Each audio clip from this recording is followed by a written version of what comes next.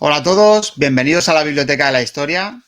En el programa de hoy volvemos a tener el placer de contar con Sergio Alejo Gómez, escritor e historiador, y es que ya vamos acercándonos al inicio de la saga de Alejandro Magno, pero antes Sergio y yo hemos decidido que era importante hablar sobre las reformas en las falanges macedonias aplicadas por Filipo II, que tuvieron muchísima importancia para el devenir de los macedonios y que sin estas reformas, pues quizás no se hubiesen producido las grandes conquistas que pronto veremos en esa saga de Alejandro Magno.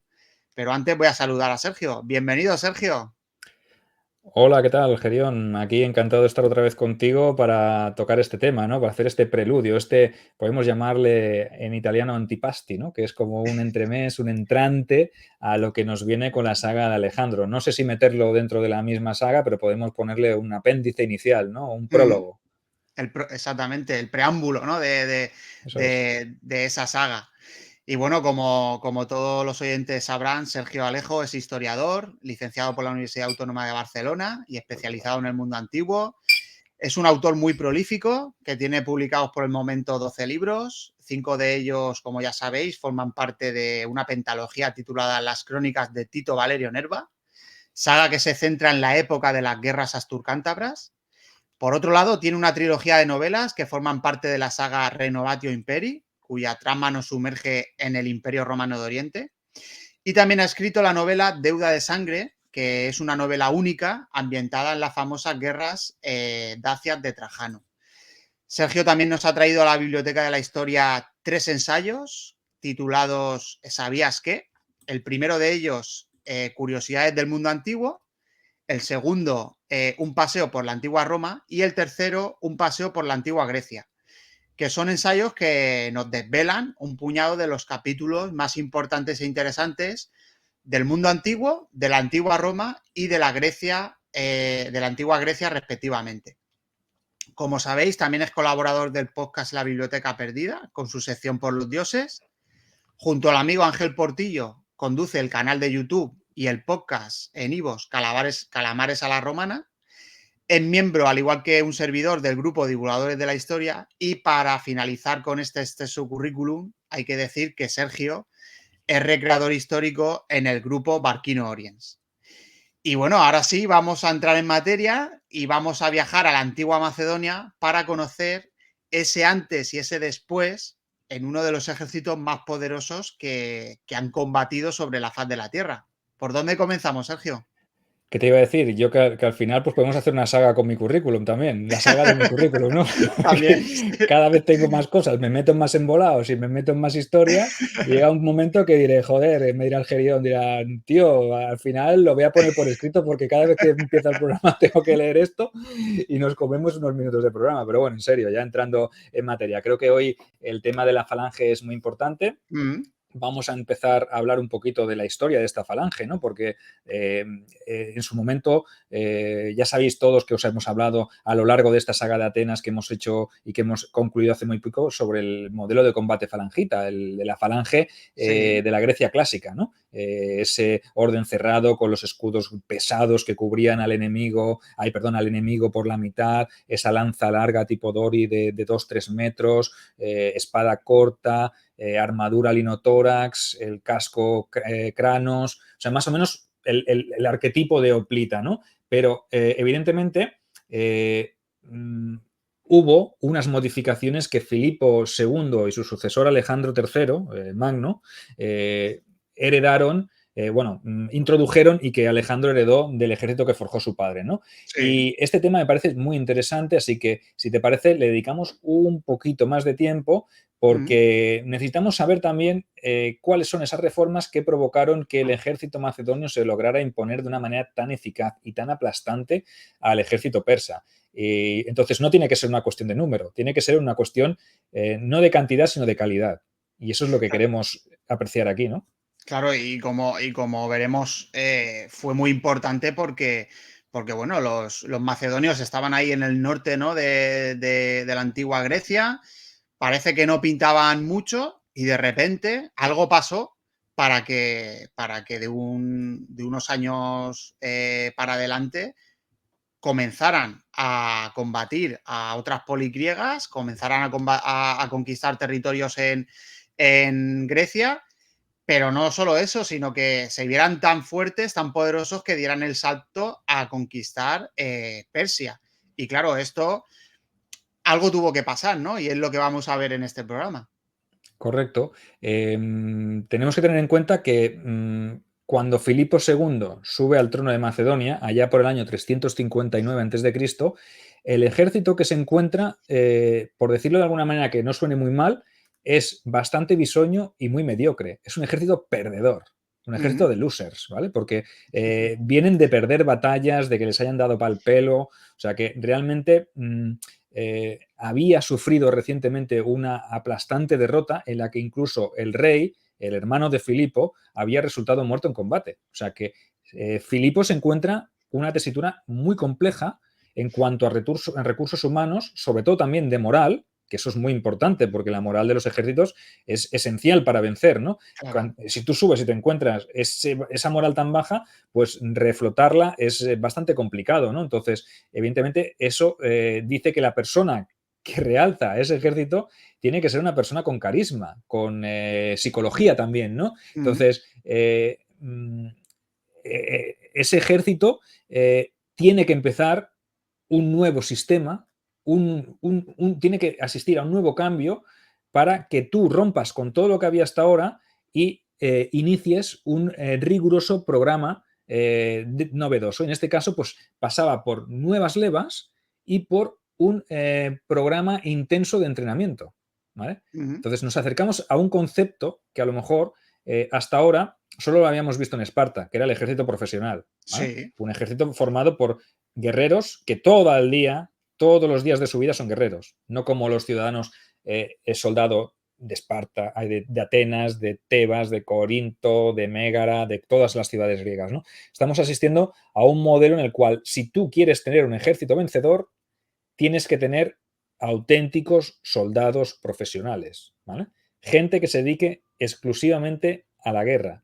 Y a lo mejor Filipo dijo, hostia, pues tengo que cambiar esto, porque yo no me puedo ir a una guerra con un ejército de gente que practica una vez al mes o un mes al año, por decirlo de alguna manera, como Claro. hacían, por ejemplo, los ciudadanos soldados que tenían las polis griegas, ¿no? Entonces, Filipo tiene que asistir o tiene que implantar un nuevo sistema con levas importantes y con un programa durísimo de entrenamientos para forzar la máquina y convertir a esos jóvenes bisoños en guerreros bien curtidos.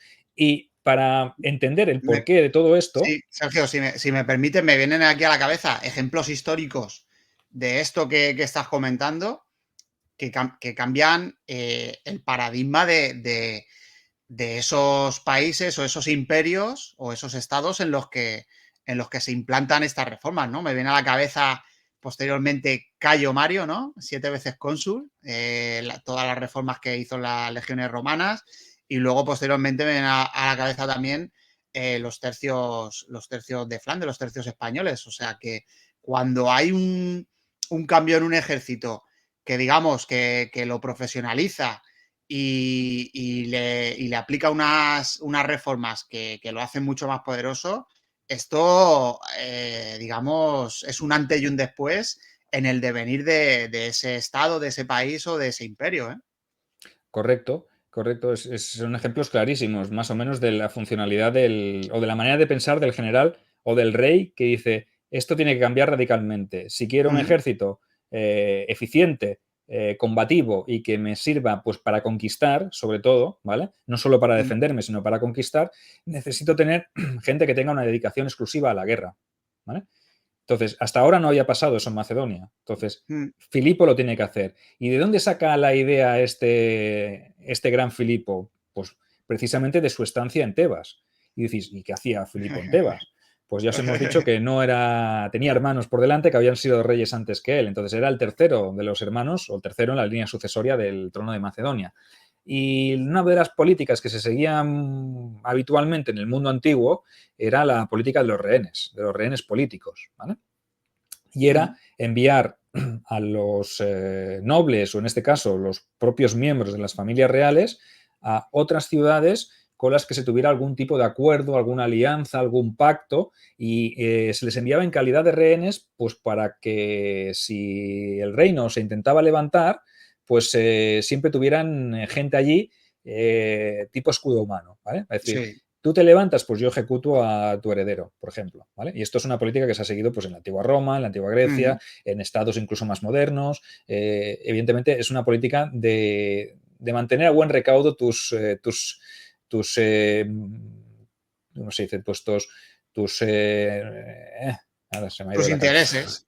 Tus Tus intereses, intereses. correcto, tus intereses. Y lo haces mediante esta política de rehenes, ¿no? Entonces, Filipo estuvo en Tebas, pero no estuvo paseándose por las calles de Tebas y diciendo, ay, qué bonito, ni fue un rehén que estuvo encarcelado allí en una torre oscura que le daban de comer agua y pan una vez al día. No. Aprovechó el tiempo.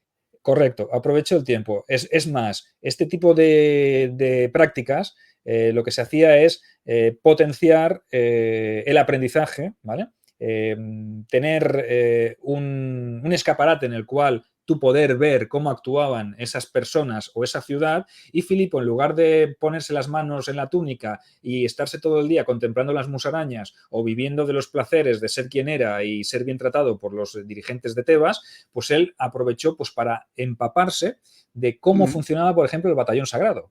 Ejército profesional, donde los haya, ¿vale? Entonces, si hubiese estado en otra ciudad-estado que no hubiese tenido ejército profesional, a lo mejor no hubiese adquirido esta información y luego no la hubiese podido aplicar en el momento en el que él subió al trono. Entonces, los dioses a veces son caprichosos y en Sí. este caso los dioses estaban preparando o poniéndole a Filipo ante sus ojos un sistema con el cual luego poder conquistar, iba a decir Grecia y luego Persia, pero evidentemente no era ese el plan, pero Filipo lo pudo ver. Y Filipo era un hombre audaz e inteligente que se quedaba con todo, porque a lo mejor hubiese ido otro de sus hermanos y no se hubiese quedado con la copla, ¿vale? Pero en este caso, el joven monarca, que iba a ser monarca en su momento, cuando le tocara, pues bueno, pudo recibir en Tebas, aparte de una educación militar y diplomática interesante, pues la pudo recibir del propio Epaminondas, ¿vale? O sea, imagínate, Aquí Epaminondas, uno hizo, de los creadores del batallón sagrado. exactamente, aquí hizo un ejercicio de comparación, ¿no? O sea, vio a esos soldados, esas parejas, ¿no? En el batallón sagrado de Tebas, con esa profesionalidad, con esa educación militar y esa fortaleza, ¿no? En la batalla. Y por otro lado vio lo típico, ¿no? Los soldados, ¿no? Que se reclutaban para ir a combatir en las guerras y dijo, bueno, es que esto no tiene comparación alguna. O sea, cuando unos, digamos, los extraemos de los campos, ¿no? De los talleres y los metemos directamente en una batalla y vemos el resultado que no tiene nada que ver con el batallón sagrado de Tebas, que están todo el día entrenando, que viven para eso y que dan esos resultados tan excelentes en los combates. O sea, blanco y en botella, ¿no? Aquí Filipo II, que lo suponemos, ¿no? Como un hombre listo, muy inteligente, dijo, aquí tenemos la clave. Correcto, y más que él estuvo en Tebas después de Leuctra. O sea, cuando Tebas se hizo con la hegemonía de toda la Grecia continental, ¿no? Entonces, realmente vivió los mejores momentos de Tebas y él fue partícipe de esos momentos, pudo observar de cerca cómo era el batallón sagrado y es más, lo conocía tanto que luego en el 338 en Queronea fue el encargado de ejecutar y acabar definitivamente con el batallón sagrado. De ahí ese cariño especial que les tenía, que no quiso matarlos en el sentido de que fueron los tebanos los que se empeñaron en luchar hasta el final, ¿no? Y él al final pues construyó incluso un monumento funerario hacia aquellos hombres a los que admiraba, porque realmente los había visto entrenarse y se había quizá entrenado con ellos, vete a saber, ¿no? Porque es muy probable que eso hubiese ocurrido, ¿no? La cuestión es que cuando él regresó a Pela, a la capital de Macedonia, y cuando se hizo con el trono, evidentemente, cuando estaba allí a lo mejor él no tenía la idea de que acabaría siendo monarca tan pronto. Y a lo mejor él dijo, bueno, pues yo mira, todo lo que he visto aquí me lo apunto, tomo nota, o a lo mejor en aquel momento no cayó, simplemente él ya lo guardaba en su disco duro y cuando se encontró en la tesitura de tener que ser el rey por una causa de fuerza mayor, porque su hermano falleció en combate y él se quedó, me parece que de regente de uno de sus hijos, que era menor, y al final, pues para regir a un niño, pues de que te haces tú el rey. Si eso también tiene, Claro. tiene su lógica aplastante, ¿no? Entonces, ahí es cuando él aplicó. Salimos de un momento crítico para Macedonia, pues ahora es el momento de aplicar todo eso que yo he aprendido en Tebas, ¿no? Que el tiempo que he estado yo de rehén le vino a la memoria y dijo, pues mira, ahora voy a repescar todo esto que yo vi allí, cómo se hizo así. Entonces, tenemos que pasar de un modelo semiprofesional o un modelo no profesional a un ejército en el cual todos los integrantes, todos los jóvenes que se empiecen a formar, los formemos cara a un futuro que se conviertan en soldados ya curtidos, ¿no? Porque si quieres que Macedonia sea grande, obviamente necesitas hacer un ejército a la altura de las circunstancias, ¿no? Ujú. Entonces, obviamente, él vio que esa falange podía mejorarse y se puso manos a la obra. Y obviamente su idea inicial era liderar bajo su mando a todas las polis griegas, ¿vale? Yo creo que él cuando ya empieza así ya tiene el objetivo de ir a Persia, ya tiene el objetivo de no dominar mediante la guerra a las ciudades aliadas griegas, sino tratarlas pues como una parte más de su ejército, pese Mm, a que los griegos jamás vieron a los macedonios como unos iguales. claro. De hecho, los llamaban bárbaros, ¿vale? Sí. Pese a que los macedonios querían o se consideraban griegos, pero no dejaban de ser pueblos de las montañas, ¿vale? Para ellos no eran más que, o para los griegos no eran más que montañeses, que palurdos, que catetos, como les quieras llamar, ¿no?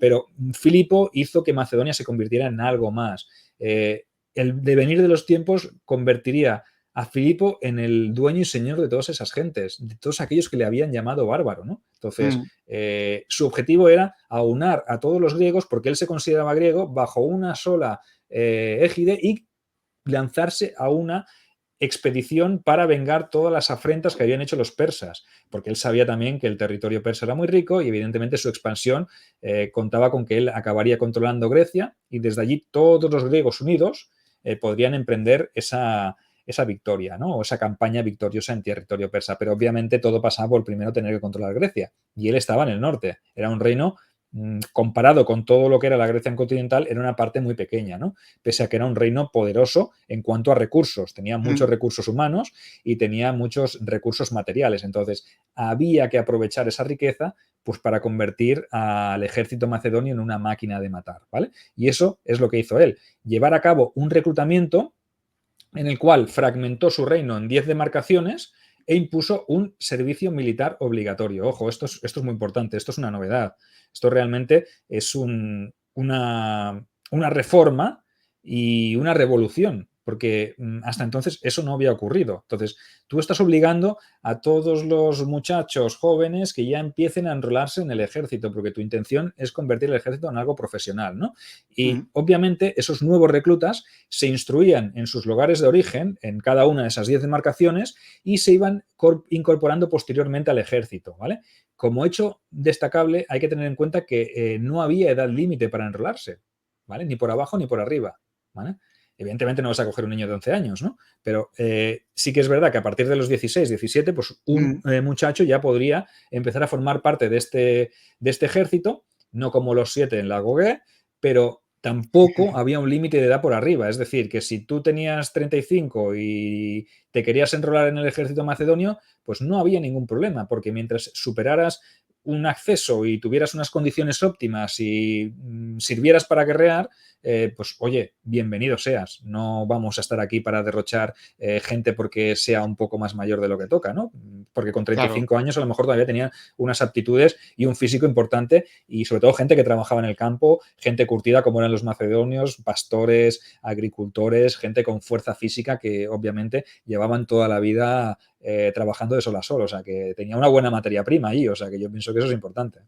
Claro, aquí imagino que, como ha pasado a lo largo de la historia, gente que en un momento dado no tenía, digamos, otro medio de alimentarse, ¿no? Que pasó carestía alimentaria y económica, diría, bueno, esto es una oportunidad, lo que has dicho tú. Alguien con 35 años en ese momento que no tuviera, digamos, la manera de sobrevivir, diría, bueno, el ejército es una oportunidad. Me voy al ejército, aquí me van a alimentar y además podemos, digamos, en un momento dado servir para conquistar territorios.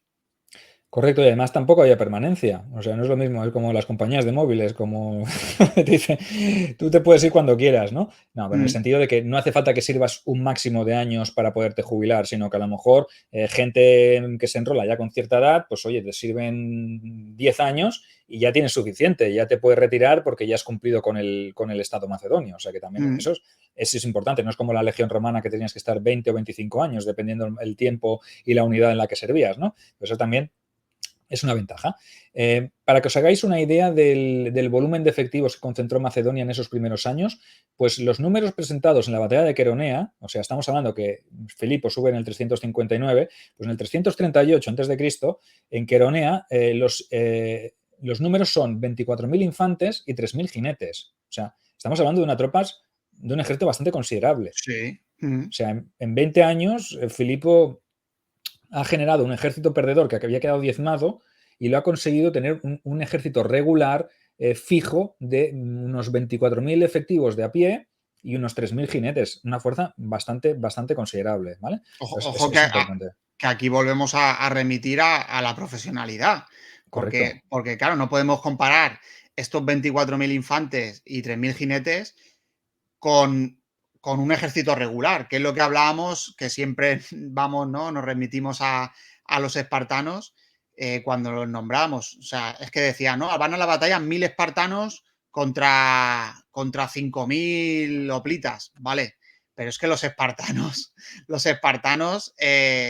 son espartiatas. O sea, es que han hecho la OG, es que son profesionales y esos 1.000 pueden con 5.000, incluso con 10.000. Pues aquí estamos en las mismas. O sea, estamos comparando, no podemos comparar, perdón, a 24.000 infantes y 3.000 jinetes macedonios con su instrucción y con su profesionalidad a 24.000 infantes o jinetes de cualquier ejército griego, ¿no? O incluso persa, que, como he dicho anteriormente, en un momento dado, para combatir los han sacado de los campos y de los talleres. Ojo, ¿eh?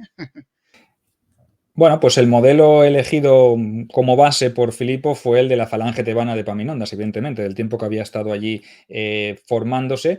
Y obviamente lo que buscó Filipo fue esa manera de darle más densidad y más profundidad a su falange que la tradicional, ¿vale? Conseguir que el fondo de armario fuera mucho más, pues para tener más resistencia y poder hacer unos relevos mejores, que eso fue lo que le funcionó precisamente a Epaminondas en la batalla de Leuctra contra los espartanos. Fue el sistema que utilizó para derrotar a los espartanos en Leuctra. O sea que él intentó tener esa base y obviamente pues luego aplicó sus modificaciones, ¿no? Hablaremos ahora un poco, si os parece, sobre las novedades de este nuevo tipo de infante falangita, el llamado pezgetairoi, o lo que es lo mismo, compañero de a pie, ¿vale? Respecto a esos antiguos hoplitas griegos de época clásica. Y para empezar, os explicaré que se produce un cambio sustancialmente visual en el elemento principal de ataque, que es esa pica, ¿vale? Recordad que la tradicional, la Dori de la que os hemos hablado, tenía en torno a los 2-3 metros. Era una lanza efectiva, pero para un cuerpo a cuerpo a una escasa distancia, no tenía tampoco demasiado alcance, ¿no? A contar que el hoplita combatía con el escudo y la lanza por encima del escudo, pues obviamente el margen era pues unos 2 metros, 2 metros y medio como mucho, ¿vale? ¿Qué hace Filipo? Pues hace una nueva versión de esa lanza, esa versión 2.0, que es mucho más larga y que la llamaríamos, o la llamaron en su momento la sarisa, que medía entre 5 y 6 metros y que se debía blandir con 2 manos. O sea, ya estamos asistiendo a un tipo de combate muy distinto. Duplicamos el alcance de esa pica, ¿vale? Pasamos de una lanza a una pica que te duplica el espacio que tiene el enemigo para llegar hasta ti, ¿vale? Claro. Esto es muy importante, ya veremos cómo se combate, porque es una lanza más pesada que se tiene que coger con 2 manos. ¿Eso qué implica? Que al cogerse con 2 manos, tú ya no puedes portar el aspis. El aspis, recordad, el escudo de bronce tan grande que cubría la mitad de tu compañero de al lado, ¿vale? Entonces, antes de pasar al escudo, esta sarisa, sabemos que la punta medía unos 50 centímetros y que en el extremo opuesto había como una especie de contrapeso en forma de rombo que servía para clavarse en el suelo si era necesario, ¿vale? Al ser Mm, tan larga, si se partía, podía seguirse usando, aunque fuese sin punta. Y que claro, como última opción, pues tenían una espada corta que también llevaban los falangitas, ¿vale? Pero imaginaos, yo tengo una sarisa de 6 metros, si viene y tengo que estar mucho tiempo de pie, pues la clavo en el suelo con esa punta, descanso y luego cuando viene el enemigo incluso la puede dejar clavada porque aquello se convierte en un erizo. Imagínate sí. todas esas picas clavadas en el suelo y que luego te quedan en forma de erizo. ¿Qué caballería o qué enemigo va a meterse contra un erizo de esa magnitud, ¿no? Y si se parte, porque te la parten, pues oye, como es tan larga, a lo mejor puedes aprovechar incluso una parte más de esa lanza. Mm, O sea que Filipo ahí tuvo la vista de decir, vamos a hacer un arma que yo prescindo de, de una de las manos, no quiero escudo, pero la convertiremos en un arma tan letal ofensivamente que quizá no sea necesario tener un escudo porque al enemigo le cueste mucho llegar al cuerpo a cuerpo. Pero por si claro. acaso les dejo una espada a los guerreros por si tienen que defenderse, ¿no? Exactamente. Y bueno, y mantener la distancia con el enemigo muy importante. Incluso atacarlos o herirlos desde la distancia. O sea, es que antes de que lleguen digamos, a tus líneas, posiblemente con esa lanza ya has herido o has acabado con la vida de varios enemigos. O sea, que es que importante esto. Correcto. Y además, pues el nuevo falangita macedonio, pues obviamente, hemos dicho, tiene que prescindir del aspis y lleva un escudo muy pequeñito que solía medir unos 60 centímetros de diámetro y que se Mm, podía colgar al cuello mediante una correa que recibía el nombre de telamón, ¿vale? Este escudo solía estar cubierto por una capa de bronce y se redujo, obviamente, el tamaño pues, por ser incompatible con la sarisa. Y sabemos que muchas veces incluso los escudos estos pequeños, lo que hacía el portador era llevarlo colgado en el codo o en el antebrazo, ¿vale? En el caso de que tuviera que defenderse, pues simplemente tendría que mover el hombro, ¿vale? mm, Y colocarlo en posición defensiva. Si el enemigo llegaba al cuerpo a cuerpo, podía soltar la sarisa, colocar el escudo delante y coger con la otra mano la espada, ¿vale? sí. Entonces, pierdes capacidad defensiva, pero es que has ganado muchísima capacidad ofensiva, ¿no? Entonces Mm, ahí está el quid de la reforma de Filipo en este campo, ¿no? En el campo ofensivo, ¿no? Además, los demás elementos de protección también pasaron a estar en un segundo plano, sobre todo para los que iban componiendo las filas traseras, ya que al estar tan alejados del combate no eran necesarios. Por tanto, las armaduras tan solo eran obligatorios en las primeras líneas de la formación, ¿vale?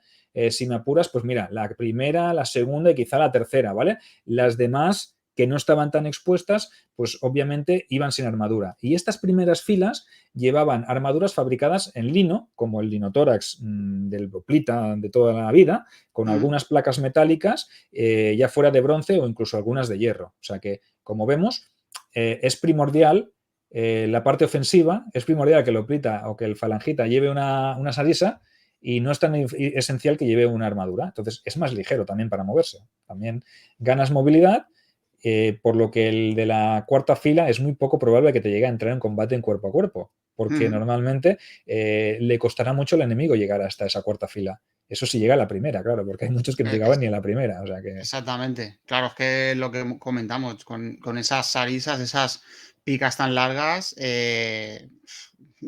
mantenían la distancia y cualquiera se acercaba, ¿sabes? Mm, correcto. En cuanto al casco o cranos, ya no era del tipo corintio. Recordad, del tipo corintio era aquel que tapaba todo el ojo y toda la cabeza y se veían los ojos, tenía una cobertura nasal, ¿vale? Te cubría también los pómulos, las mejillas, ¿vale? Entonces, ahora se usa uno del tipo tracio, que es un poco más abierto e incluso algunos falangitas de las filas posteriores usaban una especie de gorro llamado causia, que apenas ofrecía protección, un gorro de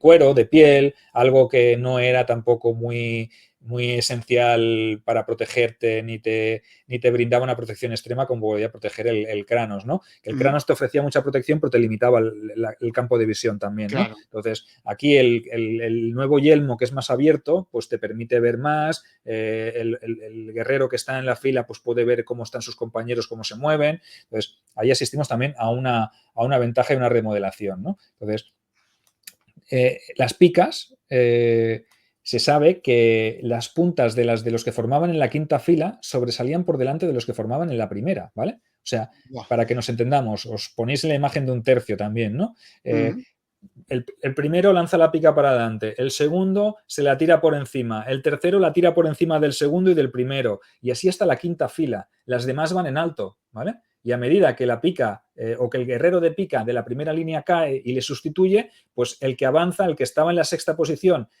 pasa a ser quinto y baja la pica, ¿vale? mm. Entonces, asistimos a que el enemigo ya se encuentra una pica a 6 metros, otra a 5 metros y medio, otra a 5, otra a 4 y medio. O sea que aunque pase la primera pica, se va a encontrar luego otra porque la del compañero de la segunda fila está cayendo por encima del hombro de la del otro. Entonces, Claro. nos encontramos con que aquello se ha convertido en un erizo impenetrable. Era Entonces, para que veáis la una magnitud. picadora de carne. O sea, Correcto. aunque cayera la primera fila, es que había otra fila detrás con la pica ya preparada. Es que sí. Correcto. Se sabe también que la mayoría de los hombres portaban grebas, ¿vale? Protector de espinillera, sobre todo para protegerlas delante de las lanzas de sus propios compañeros. Más que protegerte del enemigo, te protegían de lo que hemos dicho, esas puntas de atrás de bronce que se clavaban en el suelo, ¿vale? A lo mejor si tú la clavabas, pues te podías equivocar y darle en la espinilla a tu compañero que tenías atrás, ¿vale? Claro, Porque es claro, una pica claro. de 6 metros que es larga, pero es inestable, cuesta controlar. No Mm, es como una pértiga, ¿no? No es tan fácil como controlar una espada de 60 centímetros o una lanza de 2 metros, ¿no? Sino que al clavarla en el suelo, pues se te podía ir un poco y podía clavarse al compañero de atrás. Por eso, los piqueros, los falangitas, llevaban espinilleras para protegerse, grebas, que podían ser de bronce y se acolchaban con lino o cuero para evitar las rozaduras del metal en la piel.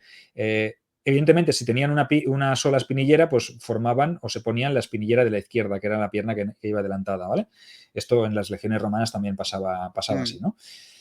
Bueno, de entre estos pezgetairoi, estos compañeros de a pie, estos infantes falangitas pesados, se elegía a los mejores pues, para conformar otra unidad, los hipaspistas, ¿vale? Que estos eran una especie de cuerpo de élite que iba armado de una manera bastante diferente. Portaban un escudo de tipo aspis, como el griego clásico, una jabalina mucho más corta, también al estilo plita tradicional, y al mm. ser una infantería muy ligera, no vestía armadura.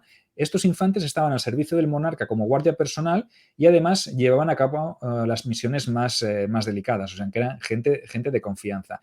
Mm. Obviamente, se habían formado como falangitas, pero era un grado por X años de servicio, por la lealtad demostrada o por las aptitudes y las características y cualidades que podía tener el guerrero, el pezgetairoi, ¿vale? Entonces, pezgetairoi y paspistas, que es este cuerpo de élite, y luego pasaríamos a otro de los emblemas, ¿vale? La falange era el martillo. ¿Y qué Mm. teníamos luego? El yunque del que os hablábamos, la Sí. caballería. Lo que dijimos en su día que los macedonios innovaron. Otra de Mm. las innovaciones de Filipo es convertir a la caballería en un elemento imprescindible dentro del campo de batalla. Es decir, si la falange es el yunque, es decir, el enemigo se tira contra el yunque, tú golpeas con el martillo. O sea, a Mm. ese enemigo que se ha golpeado contra tu yunque, que es tu infantería, lo atacas, lo flanqueas, lo rodeas por la retaguardia con esa caballería de choque, ¿vale? Que es una caballería, bueno, basada un poco en el arquetipo, en el modelo persa, sacado Sí. también de las informaciones aportadas por Jenofonte, ¿vale? Mm. Nunca en la vida ningún ejército griego había usado la caballería más que para cabalgar y desplazarse y huir, ¿vale? O no entraba en combate la caballería. Recordemos que Jenofonte, en ese programa que hablamos sobre la expedición de los 10.000, esa agonía, ¿no?, que vivió en esa penosa retirada, le sirvió para tomar apuntes de cómo funcionaba el ejército persa y ver tanto sus fortalezas como sus debilidades. Y esto sería, digamos, implementado por Filipo II, como estamos viendo, para hacer un ejército mucho más poderoso y que fuera capaz de enfrentarse a los persas. Ujú. Correcto. Esta caballería, que era muy variada, por cierto, ya que había jinetes pesados y jinetes ligeros, o sea, había caballería de proyectiles tipo jabalina y había caballería de choque, ¿no? Además, había muchas nacionalidades dentro de este ejército. Estaban los jinetes peonios, los jinetes tesalios y luego los macedonios, también llamados getairoi o compañeros, la guardia personal del rey, de los cuales pues había una unidad que era la gema, que era como la unidad de los compañeros más leales al rey, los más cercanos, ¿vale? Estos compañeros eran una caballería un poco más pesada, una caballería de choque que combatía con lanza y combatía con espada y escudo, y obviamente no era la caballería ligera que te podía hostigar con proyectiles. Pero bueno, ya no asistimos solo a una caballería de choque, sino que es que hay caballería ligera también. ¿Y eso de dónde lo han visto? Lo han visto de los persas, porque los persas tenían jinetes hostigadores, ¿vale? Entonces, todo esto lo va innovando y lo va introduciendo Filipo en su nuevo ejército, ¿no? Y además había unidades especializadas que también se convertirían en parte fundamental de este nuevo ejército de Filipo, ¿no? Entre esas unidades especiales, podemos llamarles también auxiliares, cabe destacar el papel que jugaron, pues, imagínate, los honderos rodios, los arqueros agrianos y los arqueros cretenses, de los que hablamos ya en su día en la expedición de Jenofonte. ¿De dónde habrá sacado este hombre, este Filipo, la idea de hacerse con honderos rodios y arqueros cretenses? ¿De quién lo habrá sacado? Exactamente, Evidentemente. exactamente. Recordemos que en esa expedición de Jenofonte, cuando se tienen que proteger del ejército persa y sitúan, digamos, el avituallamiento en el centro de la formación, digamos, en todo el borde de esa formación colocan a esos honderos rodios, ¿no? y cretenses para, digamos, combatir a los persas, ¿no? Y claro, aquí dice, bueno, estos honderos rodios y cretenses jugaron un papel muy importante, pues vamos a implementarlos también en el ejército. Correcto, correcto. Además, es muy importante también el tema de los artilleros, ¿vale? Artilleros Sí. tracios, que también jugaron un papel muy importante, ya que la poliorcética o el arte del asedio también fue muy importante en los ejércitos de Filipo y de Alejandro. El asedio de Poteidea por parte de Filipo durante su conquista de Grecia es uno de los capítulos más importantes, pero ¿qué me tienes que decir del asedio de Tiro de Alejandro en plena campaña persa?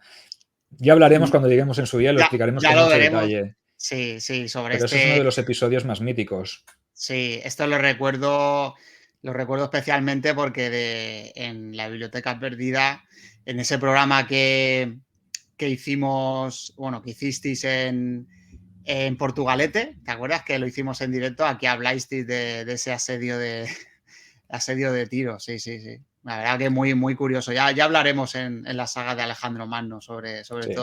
todas estas hazañas.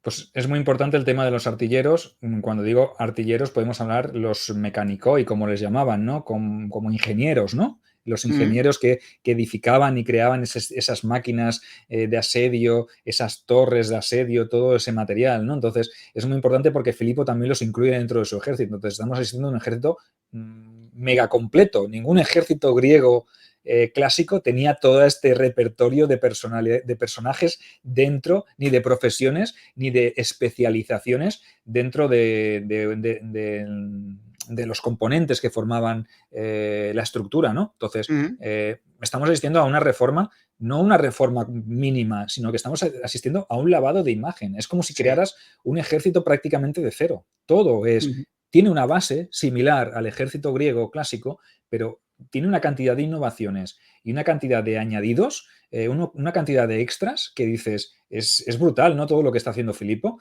Estamos asistiendo a un modelo totalmente nuevo, ¿vale? Y la forma de combatir también es diferente, ¿vale? Vamos a hablar un poquito de cómo se estructuraba este ejército básico de infantería, ¿vale? La unidad más elemental era el locos, ¿vale? ¿Eh? Y estaba compuesta por 512 hombres con 32 de frente por 16 de profundidad, ¿vale? Posteriormente se introduciría una nueva unidad que era el sintagma, que era incluso menor, más pequeña, o sea, 256 soldados, 16 por 16, ¿vale? O sea, estamos ujú. hablando de unidades muy maniobrables Y con esa profundidad extra que normalmente las filas de las falanges griegas tenían una profundidad de 8 o 12, ¿vale? Pues Filipo usó esa idea de Epaminondas de meterle más fondo de armario y formar cuadros, ¿vale? Esos cuadros son mucho más eficaces, ¿vale? Porque te ofrecen una profundidad mucho más amplia. Y eso en un desgaste de filas te proporciona un extra que en un momento determinado del combate a lo mejor te viene muy bien. Es la diferencia entre que Sí. vencer o perder, ¿vale? Entonces, Yo me, esto es yo muy me, importante. me imagino, Sergio, a Filipo II leyendo esos textos que le precedieron, ¿no? O sea, textos anteriores a él. Desde las batallas de los griegos entre ellos mismos, las poligriegas entre ellas o contra los persas, y ver dónde habían fallado, ¿no? O sea, por qué había perdido una batalla un ejército, dónde había fallado, dónde no. Y dije, pues mira, pues aquí perdieron por esto, vamos a añadir aquí esto. Si aquí esto le funcionó bien, lo voy a implementar en mi ejército. Si aquí pasó esto, pues voy a hacer esto para que no nos pase a nosotros. O sea, es que seguro que hizo eso este hombre, ¿eh? Correcto, correcto. Y además, esta modificación principal radica en que se hacen unidades con más profundidad y, obviamente, la unidad básica macedonia queda compuesta por 16 columnas con 16 hombres de profundidad, ¿vale? Mm. Entonces, 6 sintagmas, 6 unidades de 256 soldados formaban un taxis. Un taxis era un regimiento, es decir, 1.536 hombres. Entonces, una falange estaba formada por 64 sintagmas. Según nos indican las fuentes ya posteriores en el tiempo, en tiempos de incluso de cinoscéfalos, en el 197 a.C. o en Magnesia en el año 190, en tiempos de las guerras contra la República Romana, estos 64 sintagmas formarían una unidad, un cuerpo de ejército formado por 16.384 soldados. Tú imagínate, estamos hablando de unidades muy elevadas en cuanto a números, en cuanto a cifras, pero muy bien organizadas, ¿vale? O sea que si una legión, por lo que sabemos, estaría compuesta, bueno, según la época, ¿no? Pongamos un ejemplo de entre 6.000 y 10.000 soldados, ¿no? Legionarios. Una falange llegó a estar compuesta por más de 16.000 soldados, ¿no? Correcto. Una legión normalmente eran 4.000 y pico, 5.000, ¿vale? Esta era la legión regular. Y luego estaba Sí, compuesta por una unidad de apoyo de otros 5.000, ¿vale? Que eran los sí. auxiliares, ¿vale? Entonces, más o menos, una legión completa serían unos 10.000, como bien dices, pues una falange serían 16.000 Buah. 384 soldados. Estamos hablando de una potencia Sí. enorme, una capacidad de reunir tropas magnífica, ¿no? O sea, esta nueva falange basaba toda su fuerza en la unidad del grupo, ¿vale? Si ésta se fragmentaba o se separaba, obviamente, pues las arisas dejaban de tener efectividad. Y ese Claro, es el claro. problema de la falange, ¿vale? Y ese es el problema de la falange que hablaremos de él más adelante. No os preocupéis que luego explicaremos los contras también, ¿no? Los hándicaps que a lo mejor Filipo no supo ver o no supo corregir y que luego quizá a él no le afectaron, pero los que vendrían después a lo mejor sí que tuvieron sus dificultades, ¿no? Cada uno de estos sintagmas, de este grupo de sintagma de 256 soldados, estaba dirigido por 5 hombres que formaban fuera de la unidad, ¿vale? Los llamados hectatoi, ¿vale? Y sus funciones eran básicamente la de transmitir las órdenes a los hombres que estaban dentro de la formación. Vamos a enumerar brevemente estos 5 hectatoi, estos 5 cargos, para que sepáis cuáles son las tareas de cada uno. Nos perdonaréis por los nombres porque están en griego clásico y lo intentaremos pronunciar lo mejor posible, ¿vale? Si no, pues siempre podréis asistir o os derivaré a mi web, donde están en el artículo de las reformas de la Falange Macedonia. Allí podréis ver los nombres y leerlos y decir, hostia, pues qué mal lo pronuncian estos tíos, no saben leer griego. Evidentemente no sabemos, pero bueno. El primero de ellos era el stratokerux, ¿vale? Que sería como una especie de heraldo, mensajero que se encargaba de transmitir las órdenes de viva voz, ¿vale? Sería que formaría quizá más cerca de la formación y podía ir alrededor de la falange, del sintagma e irle diciendo, oye, tú, para allá, o moveros para allá, o hacer esto, ¿no? Entonces, este lo hacía de viva voz, ¿vale? Luego teníamos el semeiforos, ¿vale? O el seméiforos, que sería una especie de portaestandarte y sus órdenes se transmitirían de manera visual. Ya hemos dicho que muchas veces el sonido, el ruido en la batalla es muy difícil de que la gente se dé cuenta y por eso se utilizaban los estandartes y los emblemas pues, para transmitir órdenes, ¿no? Entonces, esto es muy importante, la información visual, ¿vale? Estaría en tercer lugar el salpintes, que usaba un instrumento para transmitir órdenes, normalmente una especie de corneta o algo similar. O sea que todo esto lo sabemos. Órdenes visuales y órdenes auditivas. Cuando la vista no te alcanza porque estás en un combate y no puedes ver, a lo mejor necesitas escuchar, ¿vale? Entonces, si tienes un buen instrumento de voz y tienes un acorde que significa cierto movimiento, ¿vale? Pues el soldado no tiene que esperar que se le digan de voz porque no, sino que con una corneta o con un toque de un instrumento musical, pues se puede transmitir también una orden. Esto está muy bien ejemplificado en la película de Alejandro, de Oliver Stone, ¿vale? Está súper bien especificado en la parte visual con el tema de cómo funciona una falange por dentro. Yo os la recomiendo. A lo mejor no os gusta Colin Farrell, no os gusta Val Kilmer ni Angelina Jolie, ¿no? Pero os recomiendo que vayáis a ver las escenas de la batalla de Gaugamela o de la batalla de Issos, ¿vale?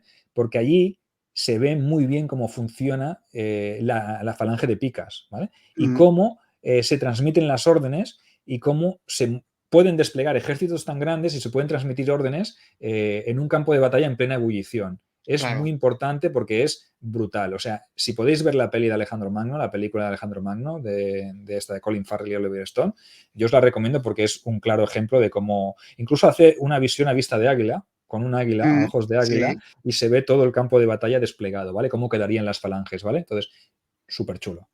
Me Sí. voy a por el cuarto oficial, Hipéretes, que sería como una especie de habituallador. Este se encargaba de traer a la unidad todo lo que hiciese falta, desde armas, agua, en el caso de que la falange estuviera mucho tiempo parada y no se entablase combate, comida, etcétera, etcétera, ¿vale? Eso lo harían esclavos y yo imagino que este señor pues llevaría un cuerpo de esclavos que sería el que haría todas estas gestiones y le diría, oye, pues tráeme agua para tal, tráeme agua para aquella unidad o para llevársela a tal persona, tal, ¿vale?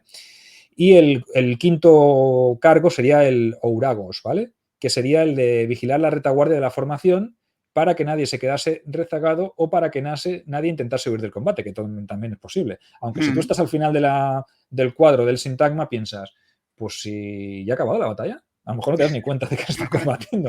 Has tenido ni que bajar Exactamente. la pica. O sea que si estás en la fila 16, pues dices, joder, ojalá esto no sea rotativo, ¿no? Y yo siempre esté en la fila 16, porque entonces nunca voy a ponerme en peligro, ¿no? Claro. A lo mejor eso sí que rotaba, ¿no? O delante estaban los más veteranos, o delante los más bisoños. Eso no lo puedo especificar porque no he encontrado ningún sitio donde explique quién iba adelante y quién no iba adelante. Estos los tercios creo que sí que formaban los más veteranos delante, ¿no? Me imagino también las circunstancias dependiendo de la batalla, de cómo se fuera el Claro. transcurso de la batalla, había muchas variables, ¿no? Pero bueno, que sepáis que hay 5 cargos que van fuera de la falange, del sintagma, para transmitir esas órdenes, ¿no? En cuanto a la manera de combatir de esta falange macedónica, pues la analizaremos con un poquito más de detalle. Esas 5 primeras filas, ya os he dicho que combatían de manera activa, con las picas al frente, sobresaliendo todos por la primera fila. Eso hacía que los enemigos que intentaran cargar de frente, pues obviamente lo tuvieran muy difícil para penetrar. ¿Y cuál era el punto débil de esta formación de combate? Pues obviamente los flancos y la retaguardia, ¿vale?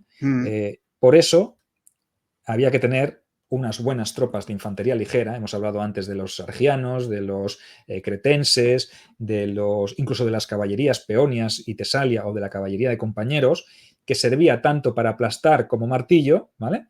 Como para defender los flancos y la retaguardia de la falange. Si la falange se desplaza hacia adelante, las picas van hacia adelante. Las picas son muy altas, muy largas y no se pueden girar.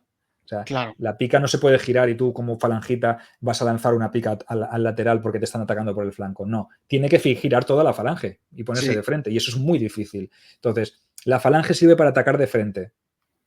Y cuando hay un terreno irregular, ¿qué pasa? Que las líneas se van fragmentando. O sea, si pisas en un terreno que tiene rocas y que tiene irregular, pues esa línea se va quebrando, se va desestructurando levemente, ¿no? Claro. Entonces, es importante que la caballería y la infantería ligera sirva para cubrir ese flanco, esa retaguardia y cubrir en los momentos en los que la falange atraviesa un terreno irregular. Entonces, es todo un trabajo, podríamos decirlo, en equipo, ¿vale? La falange nunca va sola, ¿vale? You never walk alone, le decían, ¿no? Exactamente. Claro, a ver, eran un ejército imparable, ¿no? Por así decirlo, pero claro, siempre hay un punto débil, ¿no? Porque todo no puede ser perfecto. Siempre correcto. cuando implementas la fortaleza en un aspecto, otros aspectos se quedan al descubierto o, digamos, tienes ahí, digamos, la debilidad. Correcto.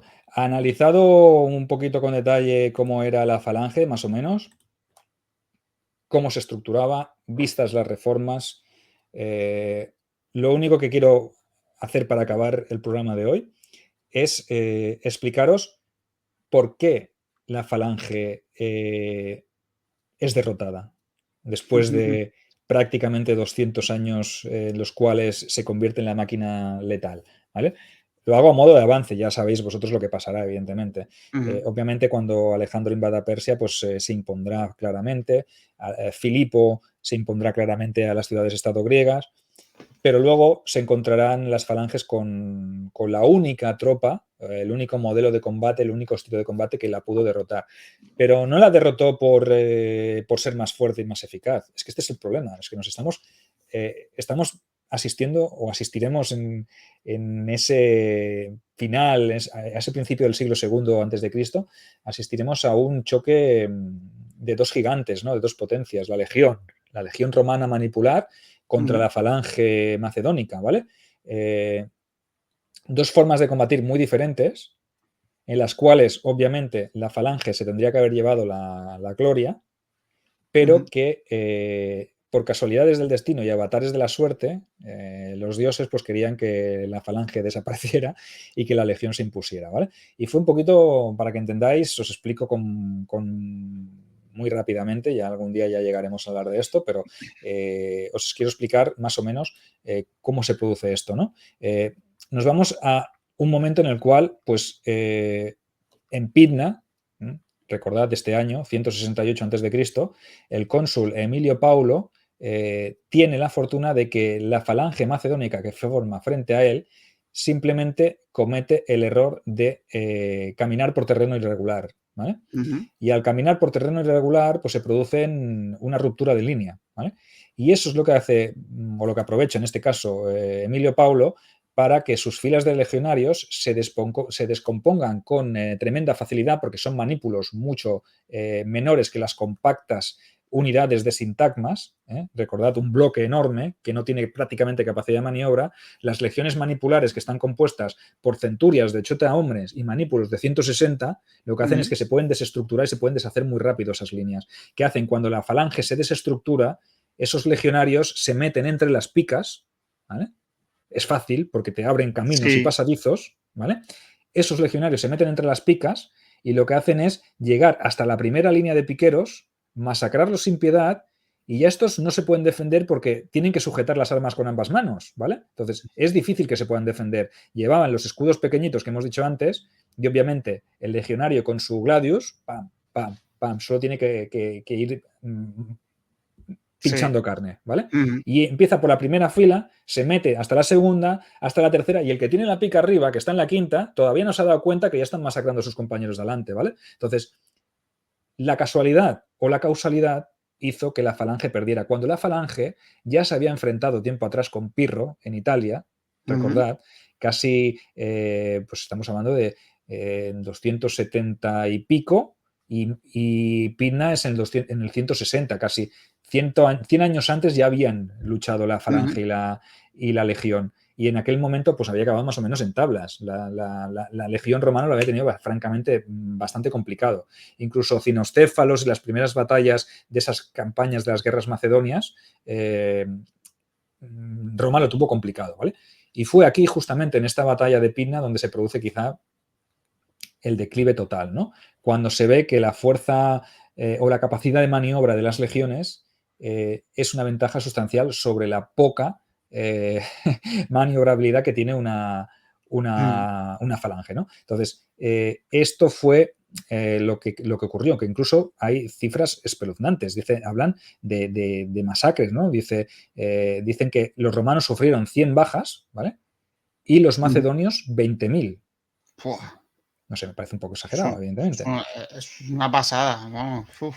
Pero claro, una vez te pillan allí, que no te puedes ni mover ni para un lado ni Claro, para otro, el de atrás no se está dando cuenta de lo que pasa, te forma un tapón. Y los legionarios se meten y empiezan a matar, a matar, a matar, a matar, y aquello se convierte en una carnicería. Bueno, la sí. cuestión, que la falange sí que supuso una innovación y una novedad brutal en tiempos de Filipo, pero cuando se encontró con Roma, pues la cosa ya no fue tan bien, porque realmente la modalidad de combate del manípulo era muy distinta y era mucho más maniobrable. ¿Qué quiere decir? ¿Que si los persas hubiesen utilizado manípulos hubiesen podido derrotar a Alejandro? Pues no lo sé, no te lo puedo decir. No sé por qué no se le ocurrió en aquel momento a Darío III ni a Memnon, ¿no? Ese gran general griego que luchó por las ciudades jonias a favor del gran rey.